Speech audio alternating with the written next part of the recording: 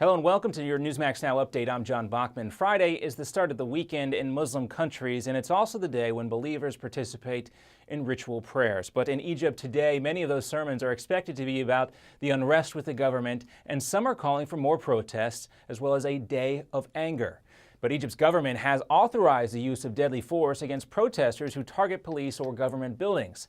The potential for violence and even more deaths has been high throughout the day. The death toll from Wednesday's clashes has officially surpassed 600, and it continues to rise. And bodies now have been placed in mosques, which are acting as morgues. My brother's number here at this makeshift morgue is 261. I know at least there's 261 bodies here.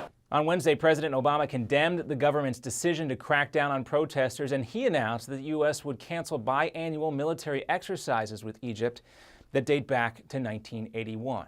Our traditional cooperation cannot continue as usual when civilians are being killed in the streets and rights are being rolled back. In response to President Obama, Egypt's government issued a statement late last night saying the president's position is not based on facts and it empowers violent militant groups, which causes further instability. Meanwhile, the price of crude oil continues to rise over concerns of a potential supply disruption as the violence in Egypt continues. Brent crude, a benchmark used to price imported oil purchased by many U.S. refineries, rose 5 cents to almost $110 a barrel. And in politics, New Jersey Governor Christie gives a blunt warning to his fellow Republicans. Winning the next presidential election is far more important than ideological purity.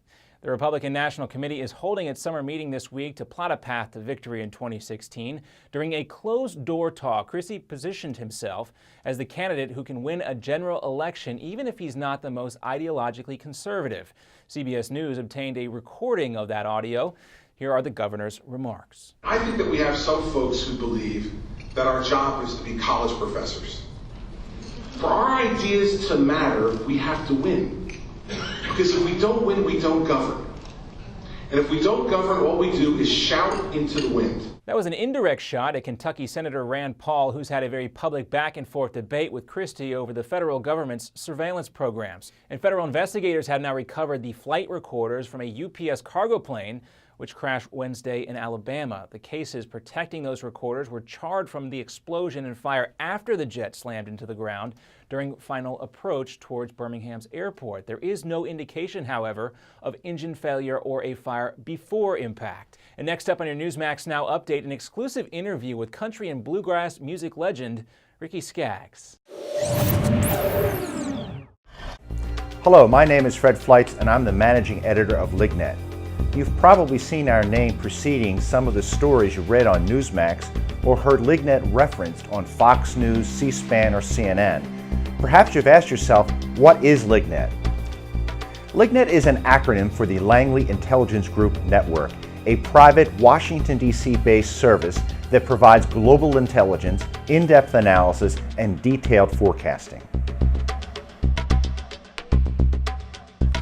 LigNet's staff and advisors include former CIA officers, national security experts, presidential advisors, and top-level government officials from around the world. I myself held several national security posts for the U.S. government during my 25-year career with the Central Intelligence Agency, the Defense Intelligence Agency, the U.S. Department of State, and the House Permanent Select Committee on Intelligence. Our lead advisor is General Michael Hayden, the former director of the CIA. He is joined by former U.S. Ambassador to the United Nations John Bolton and former chairman of the National Intelligence Council and Special Assistant to President Ronald Reagan Fritz Ehrmann, former U.S. Ambassador to Venezuela Otto Reich, and former clandestine service officer Frederick Russman. Former chairman of the House Intelligence Committee Peter Hoekstra also joined our advisory board staff. Every day our goal is to use our expertise, our resources, and our worldwide staff to take the pulse of the ever-changing political and economic landscape and the threats we face on a daily basis. Whether you are following global events for your portfolio or business, or just interested in the world around you, LigNet provides what you need to know to keep up with global events. There are many. Every day, LigNet members receive the Morning Brief, a daily email that provides summaries and links to our daily analysis to keep you up to date on LigNet's assessments. LigNet members receive unrestricted access to LigNet's secure database of global analysis. All of our special reports, previous analyses, and exclusive video interviews with intelligence insiders are available to members 24 hours a day. But you also get top-notch analysis that resembles the President's Daily Brief, the classified intelligence assessment delivered to the President of the United States every morning. LigNet also sends breaking news emails to our membership list. If there is a development of global proportions or a terror alert, our subscribers are always the first to know. I hope you now have a better understanding of what LigNet is, but more importantly, recognize how truly invaluable LigNet can be. As the old saying goes, knowledge is power. Join LigNet for $1. Go to lignet.com.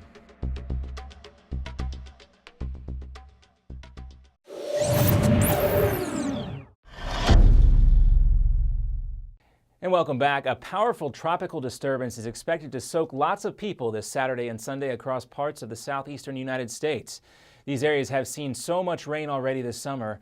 Meteorologists say a low-pressure system will combine with a stalled cold front over the south, which could result in 5 to 10 inches of rain in some places and possibly flooding in places like New Orleans. And during a Newsmax exclusive, we take a little departure from our normal subjects to talk with country and bluegrass music legend Ricky Skaggs about his faith, family, and what it's like to see a resurgence of a genre of music he loves so much. It's very rewarding when I see a banjo up there, even right along with their kick drum. You know, there's something cool about that. And to see more of our exclusive interviews and content, stay with Newsmax.com. This has been your Newsmax Now update for August 16th. I'm John Bachman. Now here's the Steve Malzberg Show in New York.